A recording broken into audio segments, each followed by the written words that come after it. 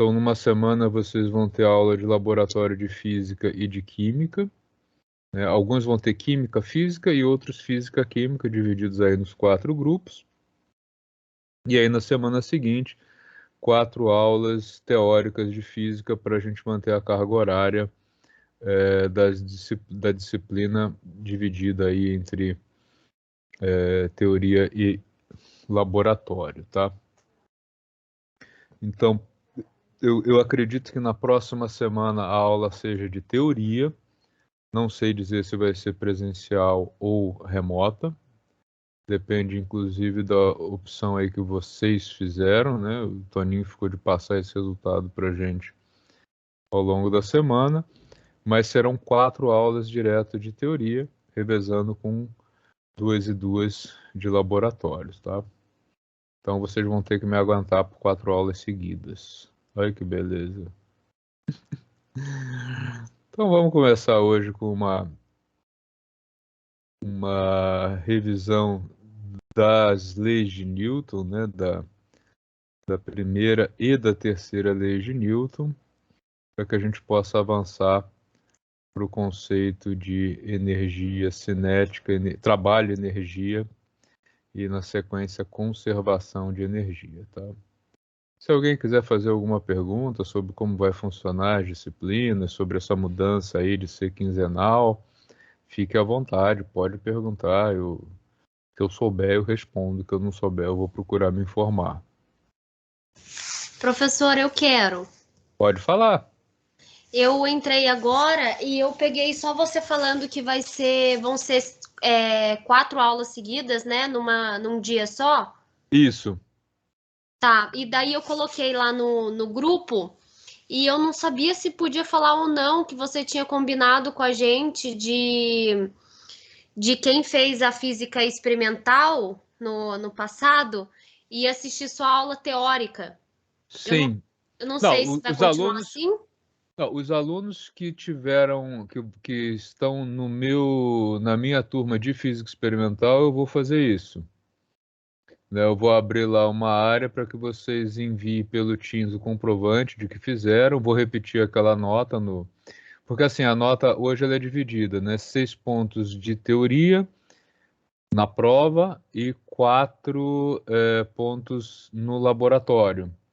Uhum. Então, por exemplo, se você passou com 10, você vai ter 4 pontos. Se você passou com 8, você vai ter 3 pontos, tá? Tá. Desses 4, vai ser proporcional. E os outros 6 pontos vão vir todos da teoria da prova, né? Tá. Só Ah, que beleza. aí, se vai ser presencial, se vai ser, não sei. Até porque, como a gente trabalha num controle, né? Hoje o que nós temos, até a Bianca, que é representante dessa turma, me fez algumas perguntas sobre as mudanças com o decreto. Falei, olha, não sei, eu sei dizer o que nós recebemos do Conselho Estadual da Educação até o momento. Que a gente tem que manter o distanciamento, que a gente pode voltar a 100% desde que o distanciamento seja respeitado, o que já dá alguns problemas, né? Porque não cabe todo mundo na sala com 1 metro de distância, as salas não são tão grandes assim. Todo mundo tem que usar máscara, então nas atividades presenciais isso vai ser um fator que dificulta bastante, né? Vocês já devem ter tido a experiência de conversar com alguém usando máscara e já viram que a voz não sai como deveria, né? Então isso também é um problema. Não sei dizer se a gente vai continuar tendo essas aulas remotamente, essas aqui de teoria, ou se vai para o presencial. Se for para o presencial, não sei como vai ser. Não sei dizer, tá? Se ficar no remoto, elas vão ser assim, com essa lousa digital, etc, etc, coisas que a gente já vinha fazendo antes. Agora, essa informação, eu vou ter essa resposta aí, né, da coordenação, eu espero que amanhã ou depois, no máximo, tá? Professor. Beleza, professor. Obrigada. Nada. Oi, pode falar, Bianca. No dia que eu conversei com o Toninho sobre essas questões de aula teórica, aula prática, da gente ter que ir para aula prática, né? Ter que fazer presencialmente e tal. Eu falei para ele assim, por favor, colegas, não façam isso, mas eu falei para ele que corria o risco da minha turma fazer um motim, não aparecer ninguém para aula prática. Daí ele falou que isso era uma coisa que eles não esperavam, mas que se acontecesse ele teria que levar para coordenação, para reitoria lá, para o pessoal poder ver o que seria feito. Sim. Mas que a princípio a gente ficaria com falta, teria falta no dia. Eu falei, mesmo se a gente fizer um motim, fizer em massa, todo mundo, O que vocês podem fazer é um né? abaixo-assinado, fazer um documento e entregar para ele. Isso aí vocês podem fazer. Aí, com relação à aula à aula teórica, a princípio, amanhã ele falou que amanhã tem uma reunião marcada com ele para poder falar sobre esse resultado dessa pesquisa que foi feita durante essas semanas. Uhum. E aí acho que amanhã a gente tem mais uma dimensão de como que tá isso, né? Se Uhum. essas aulas teóricas elas vão acontecer presencialmente também, ou a gente vai poder optar por ser de forma remota, sabe? O que ele tinha me passado é que ele acreditava que seria híbrido, o que eu sinceramente eu acho muito ruim. Porque o que eles estão prevendo como híbrido? Que o professor vá para a sala de aula e tem uma webcam transmitindo essa aula para algum lugar, que eu não sei onde. Olha, não precisa ser muito é, genial planejador para imaginar que isso não é muito bom, né? Imagina numa webcam você enxergar o que eu estou escrevendo na lousa, né? Isso Pois sendo. é. É Ele falou que impossível, só se tiver uma qualidade gigante na câmera.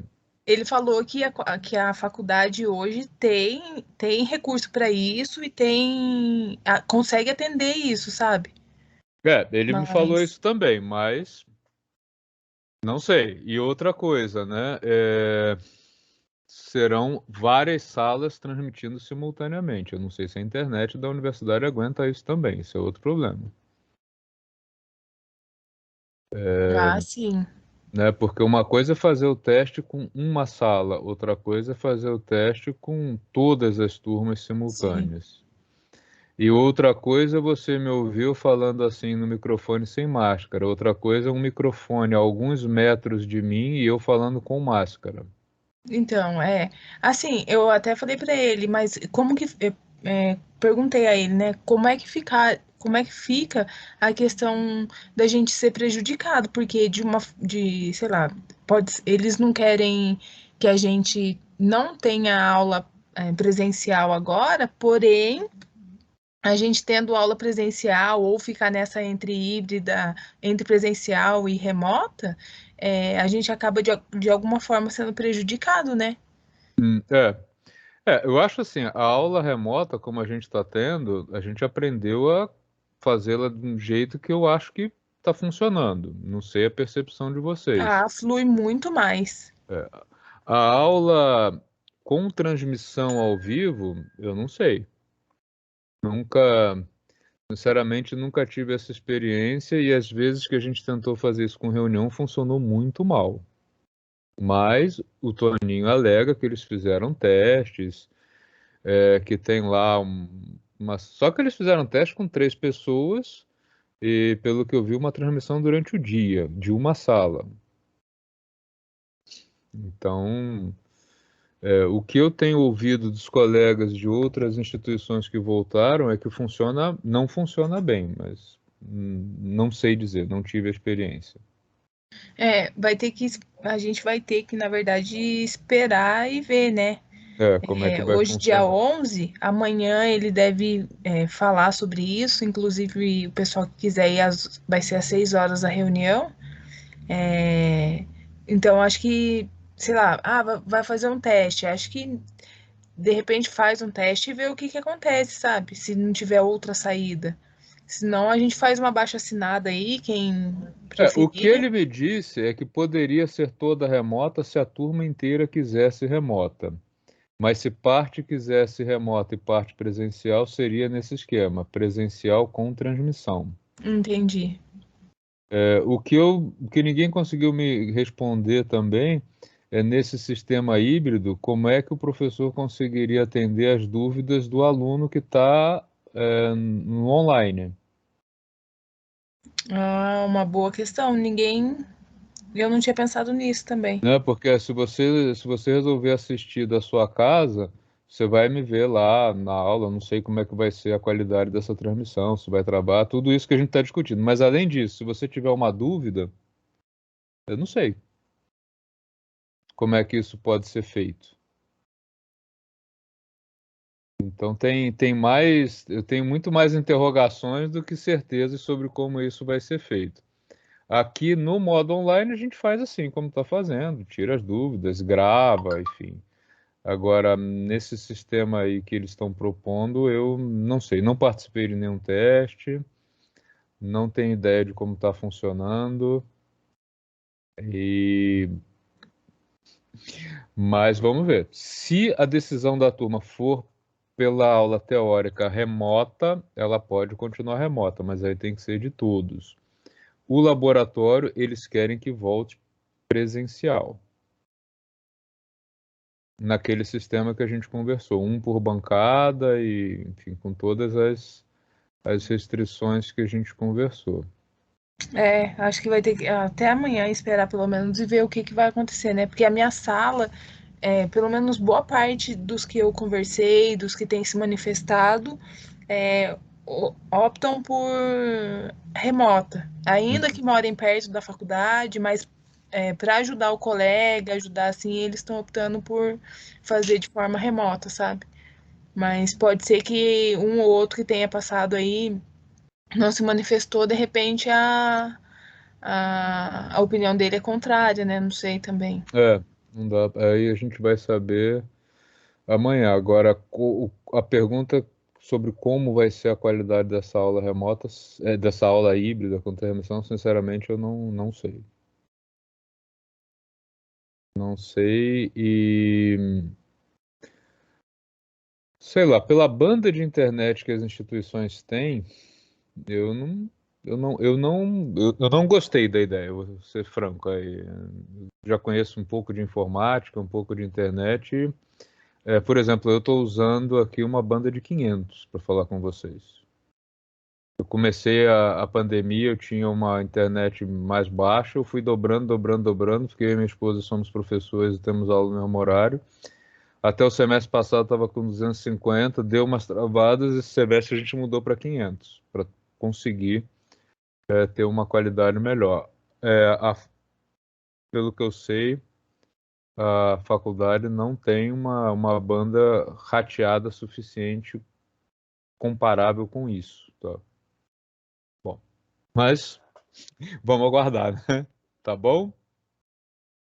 Mas qualquer dúvida aí Beleza. pode me perguntar. Eu vou me esforçar para fazer o melhor possível para vocês. Agora, é o que eu já disse para outros colegas, assim, eu não consigo, é, é, eu não consigo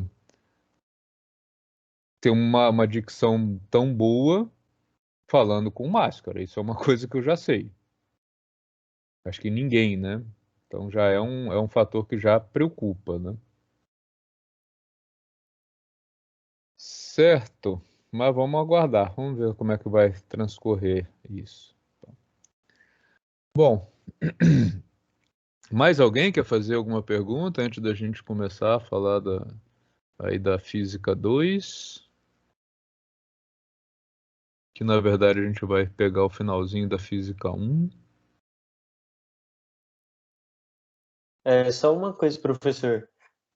Vai continuar naquele módulo lá, o senhor vai passar atividades e vai contabilizar como 2 pontos, igual a Pretendo, gente fazia? pretendo, só que pelo Teams, né? Pretendo. É, A menos que eles digam que tem que ser 6 pontos de uma prova presencial. Aí eu fico amarrado nisso, mas em princípio sim. Vou continuar colocando pelo Teams as tarefas para vocês irem entregando toda semana. É a mesma coisa. E aí a prova fica com 4, né? certo, professor. Obrigado. Boa pergunta, Lucas. Eu tinha esquecido desse detalhe. Professor, eu falei com o Toninho também sobre essa questão das avaliações, né, terem que ser, porque vamos supor, uma parte da minha turma opte por fazer remota e a outra presencial. A prova tem que ser presencial? Aí ele falou que que dependeria assim do professor, do que ficar combinado com o professor, e ainda com o que tiver vamos supor, na época de prova, o que vai estar sendo o decreto estadual, vamos supor. Então, se o Dória chegou no final do ano, resolveu fechar tudo, aí vai ser todas as provas online. Se tiver aberto, aí vai depender de como que ficou combinado com o professor. Ele falou. Olha só, tem um detalhe aí, Bianca, que é importante que vocês tenham em mente, que é ler esses decretos com bastante cuidado, tá? O decreto atual, ele não obriga o retorno, ele permite. E diz que o aluno que não quiser voltar, né, não se sentir confortável, enfim, ele tem o direito de permanecer no remoto. Tá? Então, assim, as faculdades, as instituições, elas não são obrigadas a voltar. Antes, elas estavam proibidas de ter atividade presencial. Então, tinha que ser remoto. Hoje, elas podem voltar, mas o aluno pode optar por voltar ou não. E, pelo que eu vi do decreto do MEC, essa substituição da atividade presencial pela remota, ela está valendo até o final do ano. Tá? Então, eu acredito que se nenhuma mudança tiver no decreto do MEC, o que o governador faz é permitir o retorno, mas não obrigar o retorno. Em algum momento, o MEC vai voltar a dizer, olha, não, é presencial com até tantos por cento lá, que depende do projeto pedagógico, etc., que pode ser feito em modo à distância, que é o que já valia antes da pandemia, né? A Unital não usava isso, quase que em nenhum lugar, mas muitas instituições já faziam isso, elas tinham parte das aulas presenciais e parte das aulas que nem era remota, era sistema EAD mesmo, né? Mas o que eu sei é que até o final do ano estão permitidas as atividades remotas e, dependendo do governador e dependendo do prefeito, as presenciais podem ser vetadas ou permitidas, mas elas não são obrigatórias. Tanto é que várias instituições optaram por retomar com 10%, 15%, né? Depende de vários fatores, como o número de funcionários disponíveis para medir temperatura, como o espaço físico que a instituição tem para alocar o pessoal com o distanciamento necessário. Mas enquanto não tiver finalizado, né, todo o processo de vacinação, eu entendo que o estudante pode optar, tá, por permanecer no remoto. Exceção, que até eu mandei esse documento para você, das atividades experimentais das áreas biomédicas, nutrição, biologia, etc., etc., lá está dito que elas não podem mais ser feitas remotamente. As aulas experimentais, tem lá uma longa lista, né, que é tudo da área de biociências, que eles não podem mais fazer aula remota de laboratório. Tá? Então, vamos vendo aí como é que isso vai evoluindo, tá? Mas não há obrigatoriedade hoje do retorno. Tá, como você comentou dos restaurantes. Os restaurantes, hoje eles estão proibidos de ter 100% da capacidade, né? A partir do dia 1º, que você comentou, eles podem ter 100%. Mas vai do dono do restaurante. Se o dono do restaurante disser, não, a minha capacidade operacional é essa. Até porque o que acontece? Se uma pessoa for num restaurante e entender que ela foi contaminada por Covid lá dentro, isso pode gerar uma publicidade muito negativa para a instituição, né, para o restaurante. Então, o quanto que as pessoas vão se sentir confortáveis de entrar num restaurante que está com 100% da capacidade, aí vai muito do consumidor mesmo, né? Será que as pessoas vão querer isso ou não? Mas o que ele está fazendo, ninguém é obrigado a ir lá, né? Tá bom? Mais alguém quer perguntar? Fechado. Fechado. Então, vamos falar de coisas mais divertidas. Vamos falar das leis de Newton, passar rapidinho pela estática, que a gente viu bastante, comentar a segunda lei, ver alguns exemplos. Eu continuo colocando minhas aulas lá no resumo delas, né, com os cortes, lá no YouTube. E deixa eu mostrar uma coisa para vocês. Espera aí. Uma coisa importante, que é uma mudança que teve aqui, que é a seguinte, uma mudança do Teams, tá? Geral. Vou mostrar na aula de laboratório porque já está lá. Ó, agora, quando vocês entrarem numa equipe Teams, qualquer que seja ela, ai, não era isso que eu queria. Não, não, não, não, sai. Tô fazendo besteira.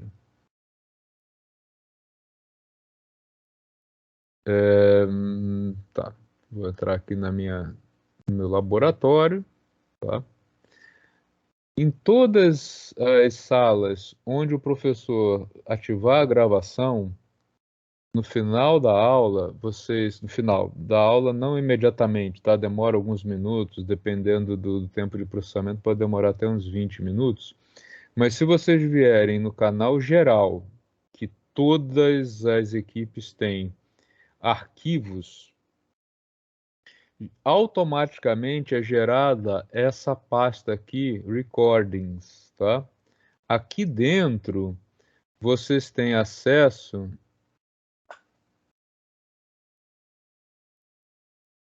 ao arquivo com a aula integral, tá?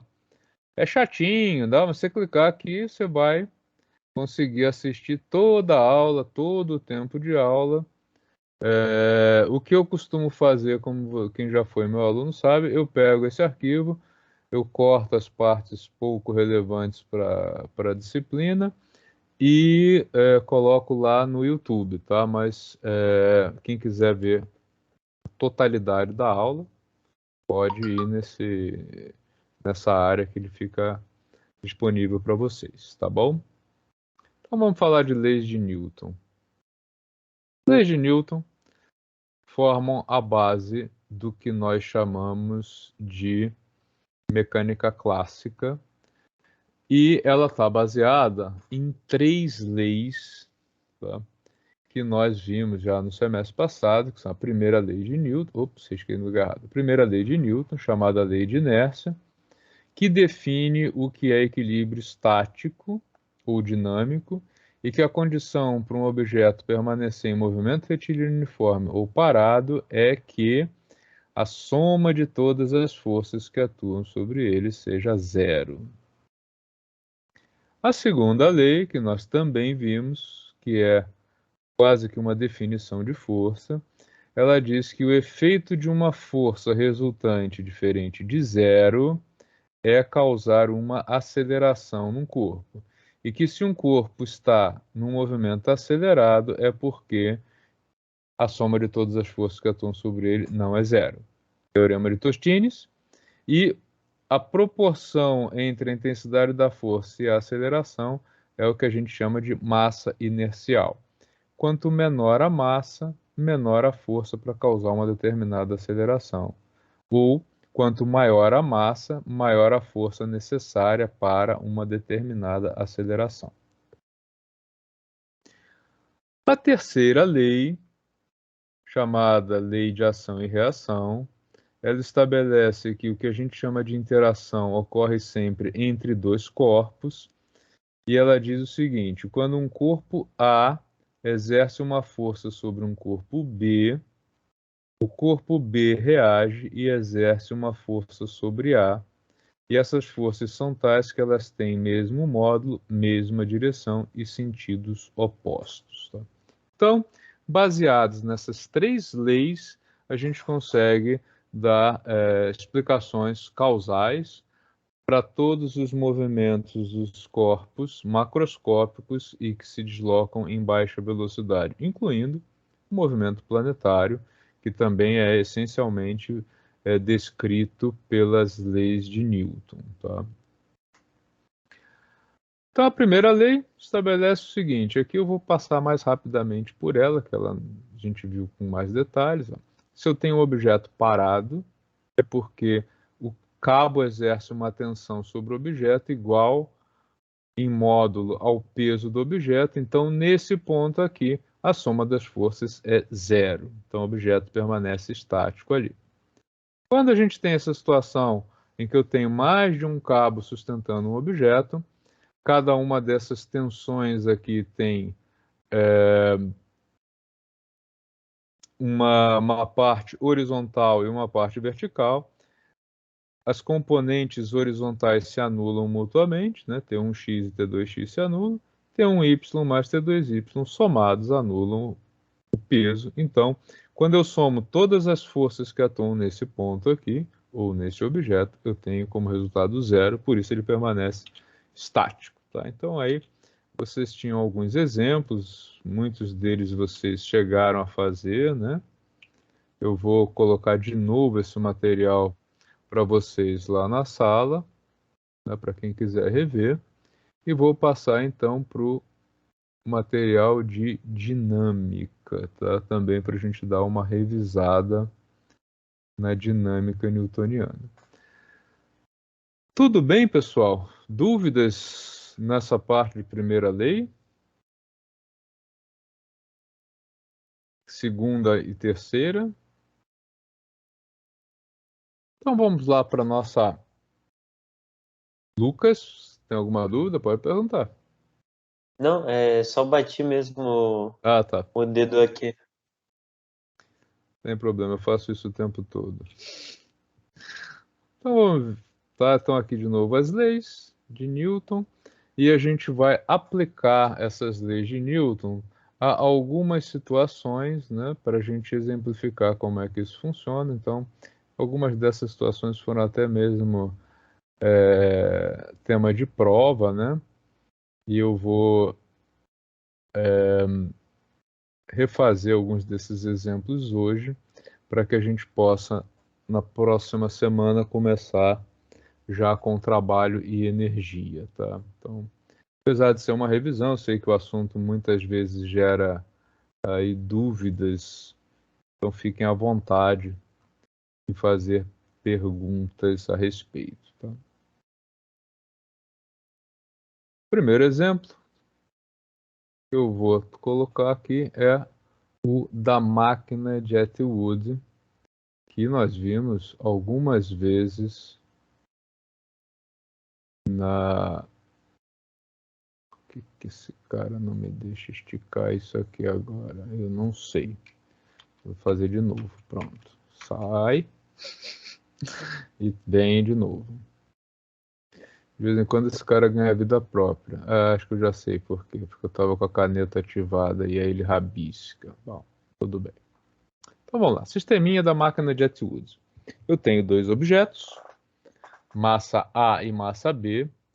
Né, eles estão interligados por um cabo. Esse cabo eu vou considerá-lo como inextensível, ou seja, um cabo que não estica, né?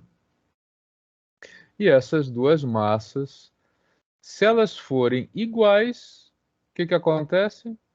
Nada, né? Se MA e MB forem iguais, vai ficar aqui as 2 penduradas, paradas, porque a soma das forças vai ser 0. Eu preciso que uma delas seja maior do que a outra para que eu tenha movimento. Putz, como é que esse movimento vai acontecer se uma for maior do que a outra? Vamos pensar no seguinte, que forças atuam aqui? A Terra puxa esse cara para baixo, né, reto, peso de A. Também puxa esse aqui para baixo, peso de B. mas eles estão interligados por um cabo. Se não tivesse o cabo, se eu cortasse esse cabo aqui, o que iria acontecer? As duas iriam descer até encontrar alguma coisa que parasse o movimento delas. Iam descer até tocar o solo, né? Ou a bancada, seja lá o que for. Por que que isso não ocorre? Porque existe aqui uma força para cima exercida pelo cabo. Vou chamar essa aqui de tensão A e essa aqui de tensão B. Como é que eu explico, então, um movimento de descida de B e subida de A? Como é que eu poderia explicar o fato de uma massa subir e a outra descer, ou até de fazer uma inversão dessa subida e descida? Opa, troquei lugar indevido. Olha só. Vamos supor, situação 1, que MB seja maior que MA.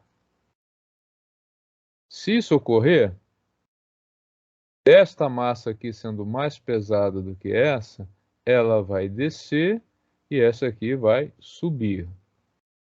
Só que, pelo fato de elas estarem interligadas, essa massa aqui vai descer com uma aceleração menor do que ela desceria se tivesse em queda livre.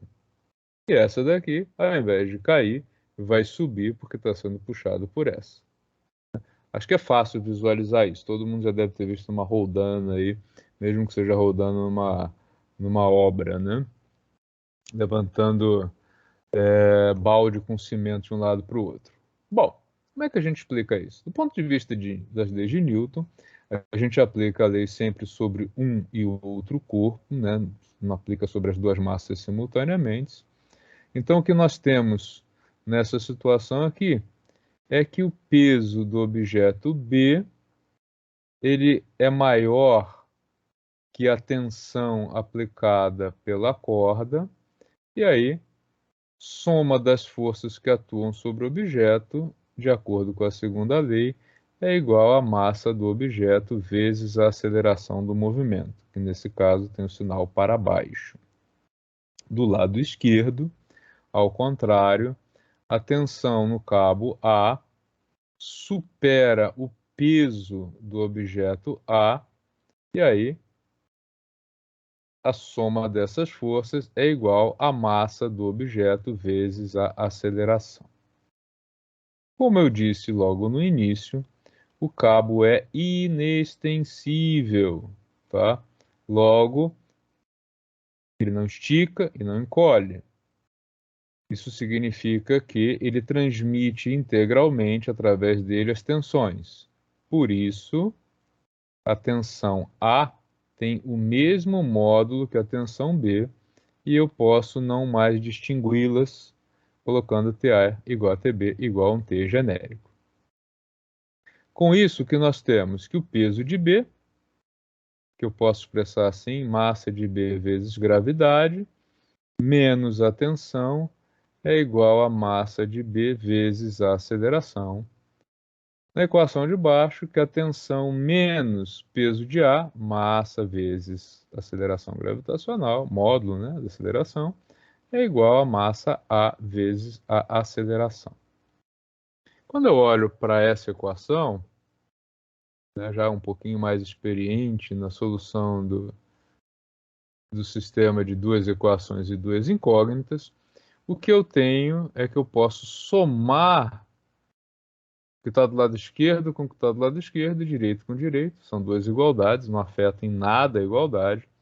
Então, nós teríamos aqui massa de B vezes gravidade menos T, mais T menos massa de A vezes gravidade. Tudo isso igual a MA vezes aceleração, mais MB vezes aceleração. Menos T com mais T, cancela. Desse lado aqui, então, eu posso colocar a gravidade em evidência, massa de B menos massa de A, e do outro lado, eu posso colocar a aceleração em evidência, massa de A mais massa de B. Em resumo, eu tenho aqui um resultado que é o seguinte. A aceleração de subida desse cara e de descida desse, ela é igual à diferença entre as massas dividido pela soma das duas massas vezes a gravidade. Tá? Então, se MB é maior que MA, né, vamos supor aqui, vamos colocar um número aqui para a gente poder calcular isso. Vamos supor aqui que o MB tenha 10 quilogramas e o MA tenha 2 quilogramas. Diferença grande. O que vai acontecer? A aceleração do sistema vai ser igual a 10 menos 2 sobre 10 mais 2 vezes a gravidade, que eu vou arredondar para 10. Ou ainda, a aceleração vai ser igual a 8 dividido por 12 vezes 10, tá? 8 dividido por 12 é igual a 2 terços de 10, tá? 20 dividido por 3. Opa, faltou aqui. Então, A igual a 20 terços. Dá um pouco menos do que 7 metros por segundo ao quadrado. E se fosse ao contrário? E se MA fosse maior que MB, o que mudaria? Mudaria o lado para onde ocorre o movimento, tá? Se eu tivesse agora o MA maior que MB, eu teria um movimento no sentido oposto. Como é que ficariam as equações? Faz a mesma coisa, ó. Só que agora o peso de A é que supera a tensão, e isso é igual a massa de A vezes a aceleração, e do outro lado é a tensão que supera o peso, então tensão menos peso B igual a mB vezes a aceleração. Somando lado a lado, nós teríamos então que peso de A, MAG, menos peso de B, MB vezes G, igual a MA, aceleração, mais MB vezes a aceleração. Ou ainda, gravidade, MA menos MB, igual a MA mais MB vezes a aceleração, logo A igual. A diferença entre as massas permanece o mesmo resultado, né? Só que agora mudou a ordem, dividido pela soma das massas vezes a gravidade, tá ok? Dúvidas até o momento? Por enquanto não, professor. Tá. Quando a gente começar a trabalhar, né, na próxima aula, já a questão de interpretar este movimento sob a ótica do trabalho e energia, o movimento é o mesmo, a aceleração é a mesma. Mas o que a gente vai interpretar, né? Que quando eu deixo esses objetos assim, né, o mais pesado em cima e o mais leve embaixo, este cara aqui tem uma energia potencial gravitacional maior do que esse. E quando a gente soltar os objetos, a energia potencial gravitacional, devido à ação, e aí por ação entenda-se ao trabalho realizado pela força peso, esse objeto vai ter a sua energia potencial transformada em energia cinética ao longo da descida. É o mesmo movimento, com uma abordagem diferente. Pode parecer mais complicado a princípio, mas depois que vocês tiverem algum traquejo com ela, vocês vão ver que ela é mais fácil e, inclusive, ela abre muito mais aí a cabeça de vocês para interpretar os fenômenos físicos em termos de energia, ganho e perda e trabalho, o que é fundamental para o trabalho de um engenheiro, para o trabalho de qualquer pessoa aí da área de exatas, tá? Hoje é dia 10, né? 10 ou 11 de agosto? Já me perdi. Acho que é 11 hoje, né? 11, olha. Dia 11/8. Tô atrasado já, tô pensando em dia 10, ó. Tô ficando louco mesmo, viu? Tá, então tá aí a primeira lousa. Vamos ver mais um exemplo. Esse aqui dos dois objetos interligados também, só para a gente aplicar aí a questão da segunda lei de Newton.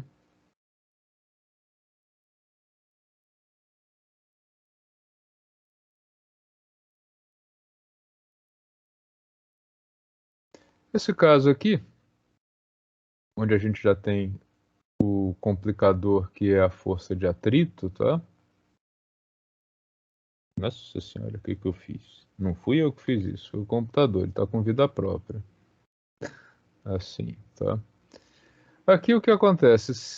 Esse objeto tem que ter uma massa suficientemente grande para conseguir arrastar esse objeto para cá, né? Então esse desce e esse é arrastado. Se a massa desse cara não ultrapassar um certo limite, nada acontece, né? Então, nesse tipo de exercício, a gente pode trabalhar qual é o maior valor de M2 que ainda vai manter o sistema estático e, acima deste valor, quanto que eu vou ter de aceleração na descida de M2 e no arraste de M1 aí ao longo do movimento, até que ele seja brecado ali por alguma ou pela própria roldana, tá? Então, em termos de forças aqui, sempre pensando nas forças na aplicação das leis de Newton, que forças atuam sobre cada um desses caras? Esse daqui, ele é puxado para baixo pela Terra, sempre, né? A Terra é cruel com todos nós, puxa todo mundo para baixo. Na verdade, não é para baixo, é para o centro dela. Se o objeto não cai ou cai com uma aceleração menor do que a gravitacional, isso é efeito da tensão desse cabo que está freando o movimento. Desse lado aqui, também temos a gravidade fazendo seu trabalho, só que aqui o objeto é sustentado pela bancada, que empurra ele para cima, com uma força que a gente chama de força normal. E devido à conexão dele aqui com esse cabo, ele é puxado da esquerda para a direita com uma tensão que eu vou chamar aqui de T1. Na medida em que ele é puxado e entra ou não em movimento, mas ele sendo puxado, a FAT, força de atrito, dá o ar da graça. Tá? Então, sobre a massa M2, o que nós podemos dizer?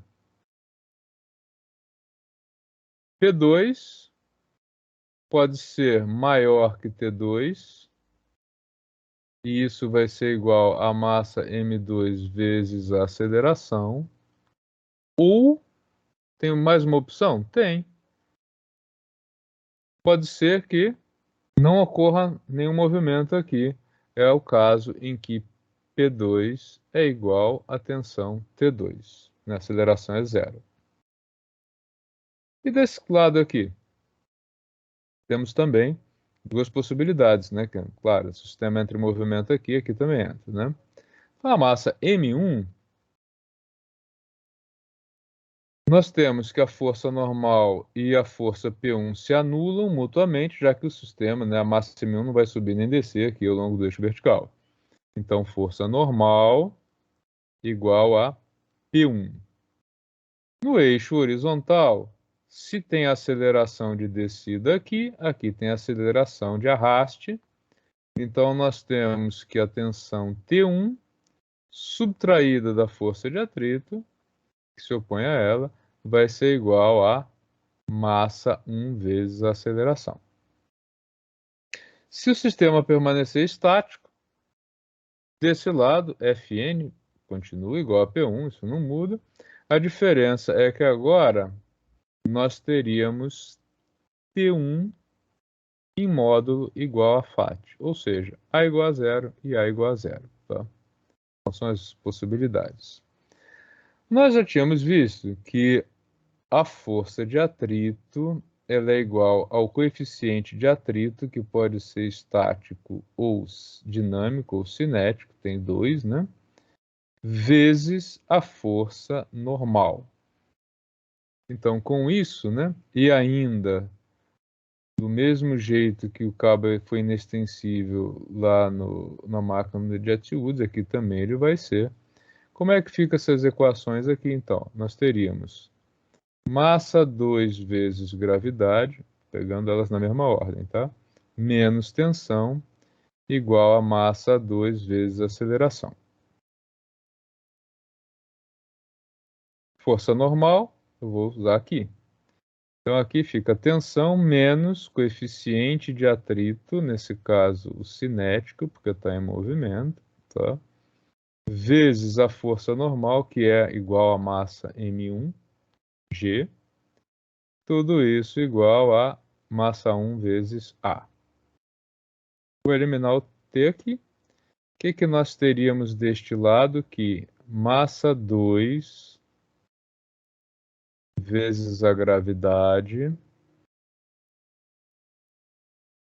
menos coeficiente de atrito, massa 1 vezes a gravidade, tudo isso é igual a M1 mais M2 vezes a aceleração. Ou seja, a gente tem uma aceleração que ela vai ser tanto maior quanto maior for a massa 2 e tanto menor quanto maior for o coeficiente de atrito cinético.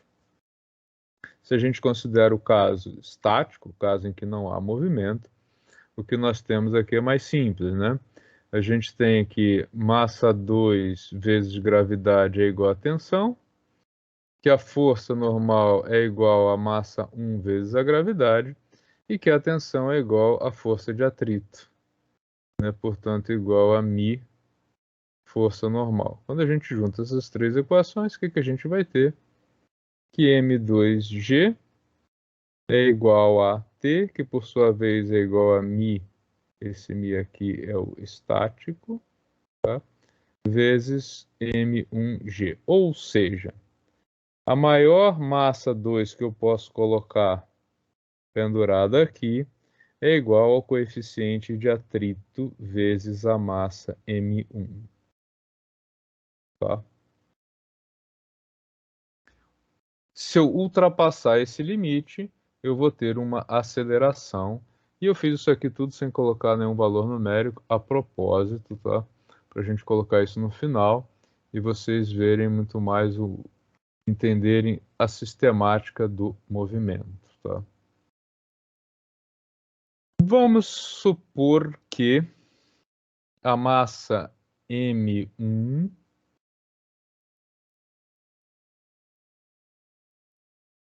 seja de 20 kg e que o coeficiente de atrito estático seja de 0,4 e o coeficiente de atrito cinético seja, ele é sempre um pouco menor, tá? Seja de 0,3. A diferença costuma ser menor do que isso. Eu estou exagerando só para facilitar o resultado. O que eu posso dizer sobre este sistema? Que a maior massa que eu posso pendurar aqui e que nada vai acontecer é igual a 0,4 vezes 20, ou seja, 8 quilogramas, tá? Então, 1, 2, 3, 4, 5, 6, nada acontece. 8 quilogramas, nada acontece. 9 quilogramas, esse negócio vai entrar em movimento, tá? E se a massa M2 for maior? Tá? Então, isso aqui é o caso limite estático. Como é que seria o caso dinâmico? Vamos colocar que a massa pendurada ali, né, no lugar da massa M2, então, eu agora vou trocar, vou colocar ali uma massa de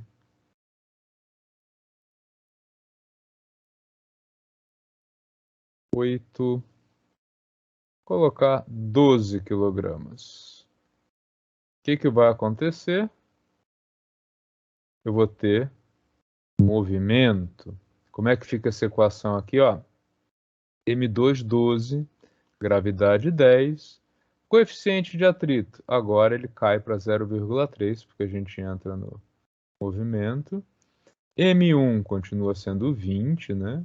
Foi o primeiro dado, vezes 10. Do outro lado, M1 mais M2. 20 mais 12, vezes quem? A aceleração. Então eu posso calcular essa aceleração aqui, tá? A aceleração, então, é igual a 120, é isso vezes esse, é menos 60 dividido por 32. Tá? Então, 60 dividido por 32 é uma aceleração um pouco menor aí que 2 metros por segundo ao quadrado. Então, 30 dividido por 62.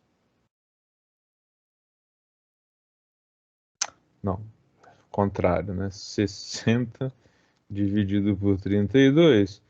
Isso dá 1,875, aproximadamente 1,9 metros por segundo ao quadrado. Então, casos limite estático e o caso dinâmico. Quanto maior for o valor, então, de M1, maior tem que ser o valor de M2 para colocar o sistema em movimento. Então, tá aí mais um exemplo de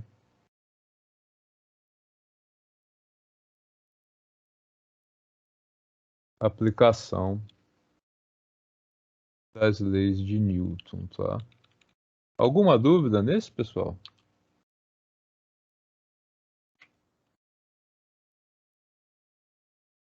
Nada, nada? Lembraram de tudo?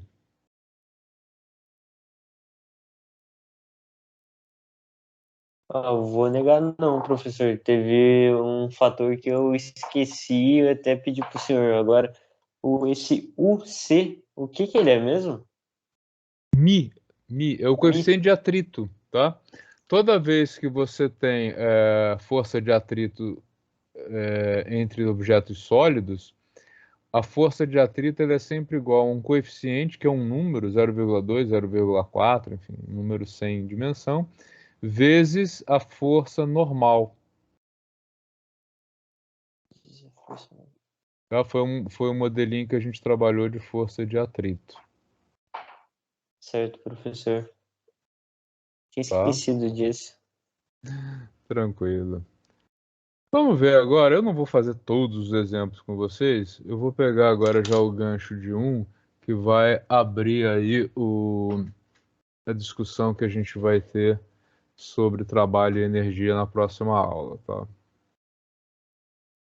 Já salvei, deixa eu apagar aqui.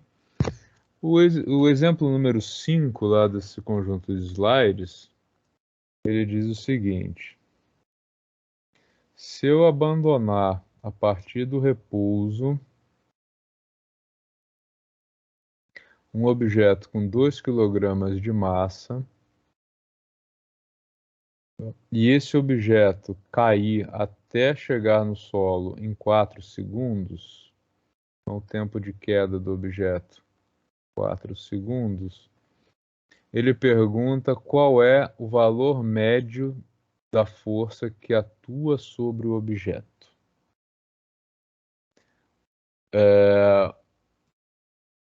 O valor médio da força de atrito, perdão. Tá? Da força e da força de atrito. O que isso aqui representa? Olha só, quando eu soltar esse objeto, ele cai em direção à Terra. Né? Se eu pudesse desprezar o atrito, eu teria um movimento como aquele lá do objeto caindo em queda livre e que ele, né, a única força que atua sobre ele é a força peso.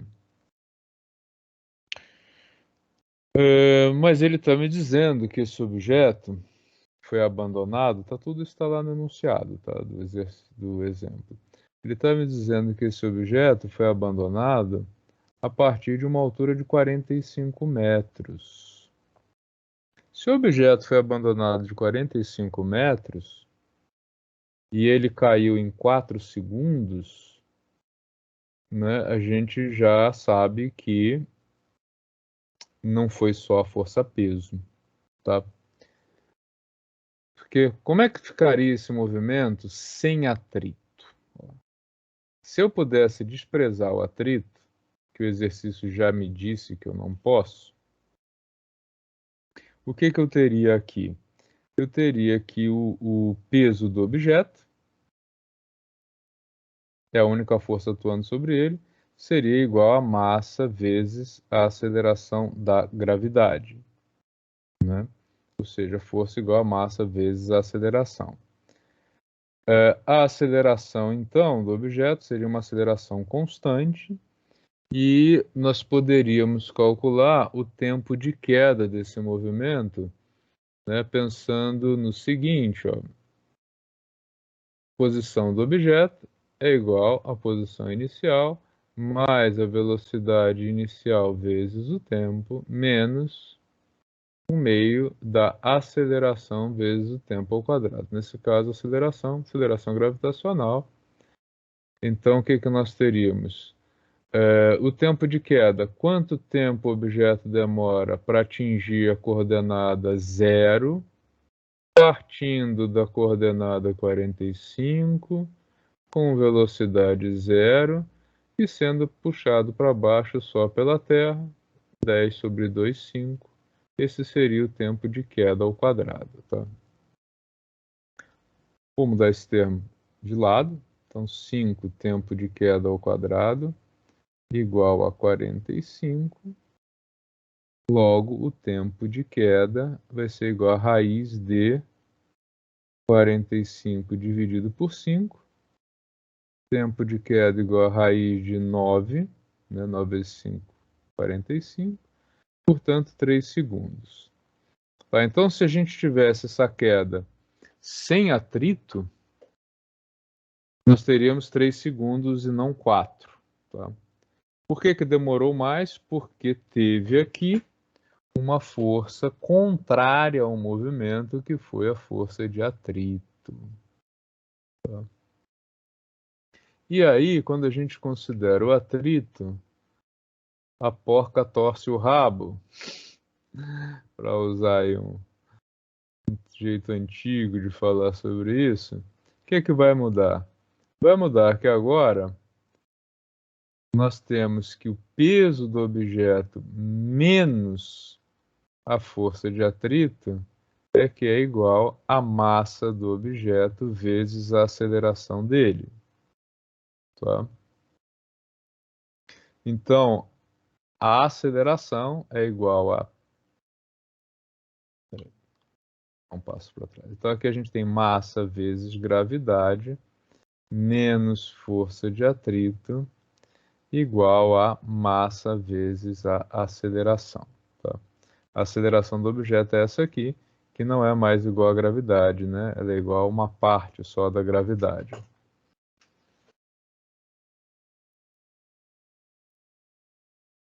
Tudo bem? Até aí? Tranquilo? Alguma dúvida? Tranquilo. Como é que a gente pode resolver, então, a questão de calcular a força de atrito nesse processo de queda? Olha só. O que eu vou fazer aqui em roxo para diferenciar aqui e saber que é o caso com atrito. Tá, então, com atrito, o que nós temos? Primeira coisa que a aceleração do movimento vai ser igual a gravidade menos φ sobre a massa. Só fiz isso aqui, né? Passei o m para lá. Então, m cancela. Nós sabemos também que a equação de Torricelli relaciona velocidade. Eu nem vou fazer por Torricelli, não, vai dar muito trabalho. Vou fazer por essa mesma equação aqui, tá? Essa equação aqui nos diz que o objeto atingiu a altura zero, partindo de 45, com velocidade inicial zero, com uma aceleração que a gente não sabe quanto é, porque a gente não sabe quanto é a força de atrito, e que ele demorou 4 segundos para chegar no solo, né? 4 segundos para ter coordenada zero. Com isso, a gente pode calcular a aceleração. Calculando a aceleração, a gente pode calcular a força de atrito, tá? Então, aqui, o que nós temos é que A sobre 2 vezes 16, né, 4 ao quadrado, é igual a 45. Isso aqui sobra um 8. A aceleração, então, é igual a 45 sobre 8, que vai dar um valor fragmentado. Eu poderia deixar ele assim ou fazer o cálculo. Vou deixar ele assim e faço o cálculo no final, tá? Vou pegar este resultado aqui, juntar com este resultado aqui de cima, e vou ter o seguinte: 45 sobre 8 é igual a gravidade 10, menos a força de atrito, dividido sobre a massa do objeto. Lá no enunciado foi dito que a massa é de 2 kg, tá? Ou seja, φ sobre 2 é igual a 10 menos 45 sobre 8. E aí, é só rodar a manivela, né?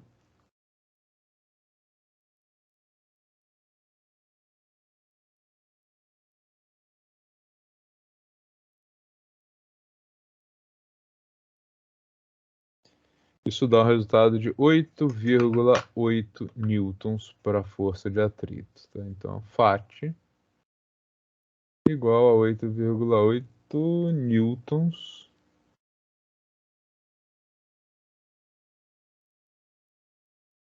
é o valor da força de atrito que causa aí um retardamento de 1 segundo na queda desse objeto em relação ao caso em que a gente pode desprezar totalmente as forças de atrito. Tá? Complicado isso aí? Como é que conseguiram entender o que eu fiz?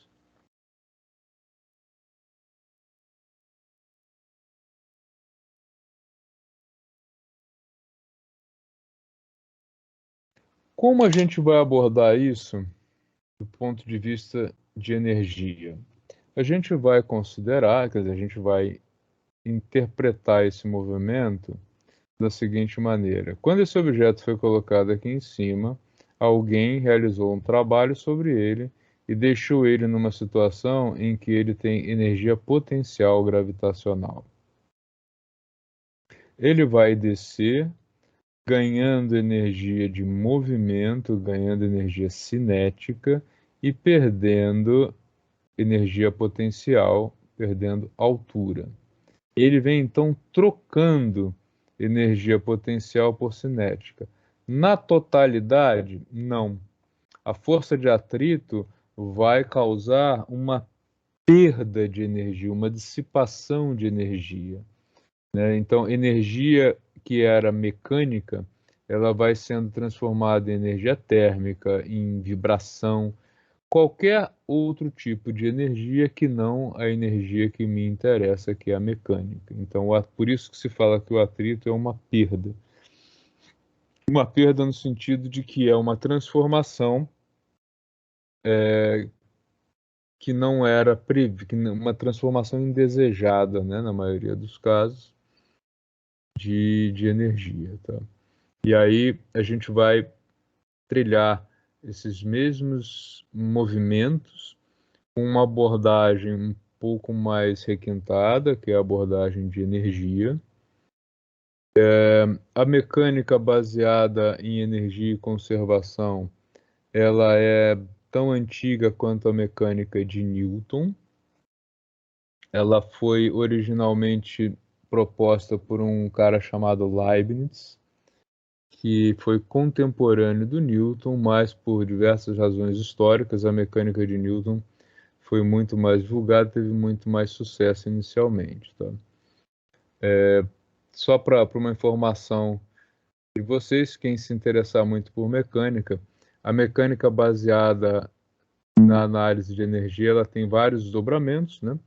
Então a gente tem a mecânica de Lagrange, a mecânica de Hamilton e a mecânica de Hamilton-Jacobi, que já é uma mecânica baseada em princípios de minimação, mecânica de vínculos, então é uma mecânica mais sofisticada e que ela é um caminho aberto aí para uma análise bem mais voltada para os chamados sistemas de múltiplas partículas e sistemas complexos. Tá? Mecânica de Lagrange é vista muito superficialmente em algumas engenharias.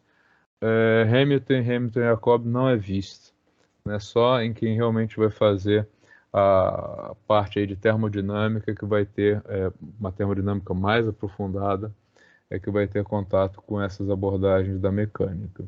A única coisa que a gente vai ver aqui é essa relação de trabalho e energia, potência, que é essencial para todos os cursos de engenharia, entender como é que essa relação, quais são as definições, né? O que é trabalho, o que é energia, e como é que essas energias cinéticas, energia cinética, energia potencial gravitacional e até mesmo um pouco de energia térmica, depois a gente vai ver, elas se relacionam, tá? Perguntas? Alguma dúvida? Tranquilo aqui, professor. Tranquilo? Tá. Eu não vou deixar nenhuma atividade dessa aula, né? Eu vou colocar só os slides, esses 2 jogos de slides que eu usei para que vocês possam dar uma revisada nos assuntos. E na semana que vem, eu acho, ou na outra, não sei, a gente começa com energia. É bom que vocês deem uma revisada nesse assunto, revejam a aula para acordar um pouquinho aí a memória, né? E não entrar de sola na questão do trabalho e da energia cinética, tá bom? Eu acho que a gente já viu bastante coisa hoje, né? Correria um pouco maior. E eu vou deixá-los repousar.